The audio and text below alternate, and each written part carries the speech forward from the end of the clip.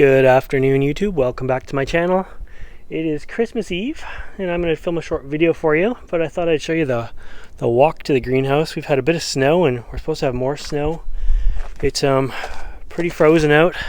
Palm trees look kind of flattened, but this is one of the main reasons I have a greenhouse, a tropical greenhouse, and I love it.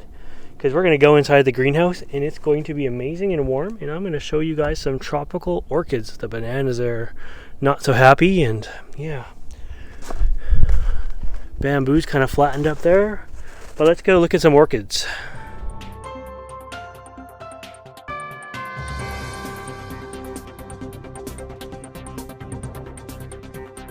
Oh, and it instantly feels so much warmer in here. Oh my goodness. It's what I get for going out without a coat on, I guess. So anyways, I was just tidying up today and I found some orchids that were in bloom. Some stuff that's reliable bloomers for me, some stuff that's first time bloomers, and just thought I'd do a quick orchid update for you for Christmas Eve, Christmas Day. Like I say, I don't know when I'm going to get to edit this, but it'll be soon anyways. So let's start with a couple miniature ones. This is my first time blooming of my Maxillaria Sophronites.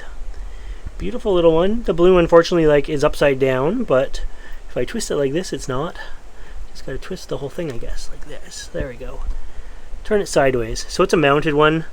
I grew it cold, and it's under lights for the winter time. But yeah, beautiful first time bloomer for me. I like it. Here's another one that's in the same shot. That is a first time bloomer, and of course, by moving them away from their little area where they're growing, I also disorientate the flowers. So there's this guy here. Now, a little bit less known. Neolachia puchella, maybe? But it's very grassy, very viney. It crawls, it creeps. And I've had it for a few years, and it's just really started taking off this year. I got it as just one little piece, so now it needs to be tied up so it's touching the wood. But I see a few blooms on it, so that's kind of cool. I like it. It will get very big and bushy. I think now that it's started to take off, it will continue to take off. But I see lots of little buds coming on it. And yeah, those are two miniature ones. I grow them in the cool side of the greenhouse. And then I'll bring you some warm growers here. My favorite slipper orchid, which is just starting to open, and I didn't stake it, but my Venustum. I love these guys. The hood's not quite fully open. I think they all opened at about the same time. I love the veiny pouch on these guys. It's really cool. Some hairs up here. And yeah, really beautiful plant too. Nice color on the top and then a red on the bottom. So this guy grows warm. What else can I tell you? It's standard slipper, but it does like it warm, and it's under lights for the winter time as well. I get a lot of requests for updates on this guy. My Angraecum is blooming again. Yay! And let's see if I can find the tag here. Is my Angraecum bosserii. Big flowers on it. They're really big. I'm just putting the tag back, as you can kind of see from the blur here. I'm going to come around. I'm going to move this. So, the spur on these guys is huge. The flower itself is about the size of the palm of your hand, but then you have this big long spur. And it puts it down to about a 14-inch plant or flower. And very waxy, very heavy. Tiny bit of scent right now. It's not overly pleasant of a scent. And yeah, I have 2 spikes on this thing, and 2 blooms per spike. This one just opened too, and this one is about to open here. But nice plant. It is overdue for a repotting. It's very big. So some miniatures, and this one's definitely a giant. Its roots go crazy. As with most of the roots in my greenhouse. Some nice new ones coming down here. You guys would kill me. I'm abusive to this plant. This fall it was taking up too much room, so I cut some of the roots that were coming out of the pot. They were just 3 feet long, and I couldn't do anything with it. So I cut a bunch of them off, and I'm like, well, you're either gonna like it or you're not gonna like it. And it threw out a couple new ones, and it's blooming anyways. So Totally happy about that. And we have this guy in front of us. This guy you probably didn't even know I had. Most of it is just bud still, but I'm gonna film it now in case I don't get another chance with Christmas and everything like that. My Dendrobium Spittle. I've had this plant since it was a seedling. It was quite expensive at the time too. Probably had it for 7 or 8 years. And I kept every year thinking it was like big enough to bloom, and it just kept getting bigger and bigger. But these guys, and I have it tucked way back here because it's so top heavy now. This thing weighs so many pounds.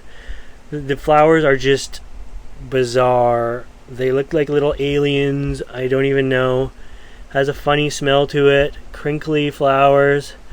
And this is a very warm growing dendrobium. So it's really taken off since my greenhouse is much warmer than it ever used to be. But look at these flowers. They're amazing. I have always wanted to bloom this guy. Finally. And the flowers they're very good size. And quite heavy, quite thick. Not flimsy at all, other than these little pieces. But yeah. How about that, eh? So it has 3 spikes altogether. The one we're looking at that's just opening. Another one, maybe that's 4 spikes. We got this one, 1, 2, because this one's not open. 3, this is the only one that is open, and then I see more buds down here. 4. So from never blooming before to 4 spikes. Man, I'm happy with this guy.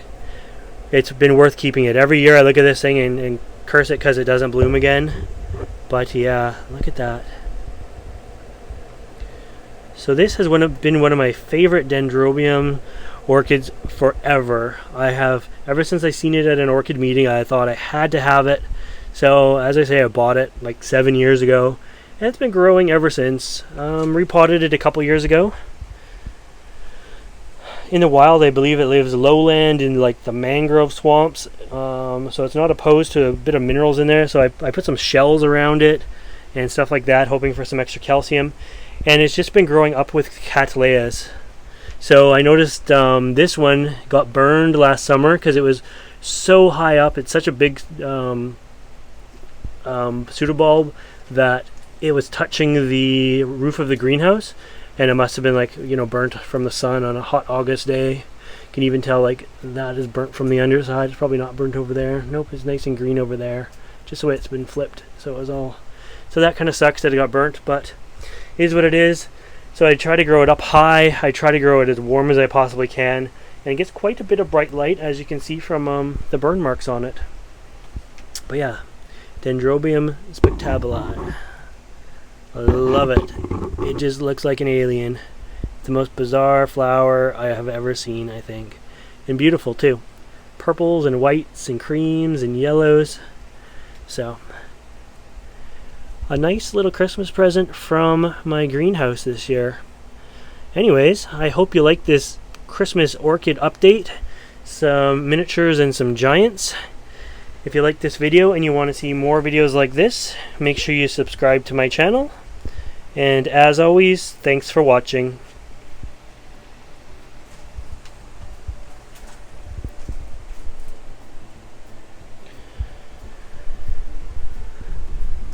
Bye guys.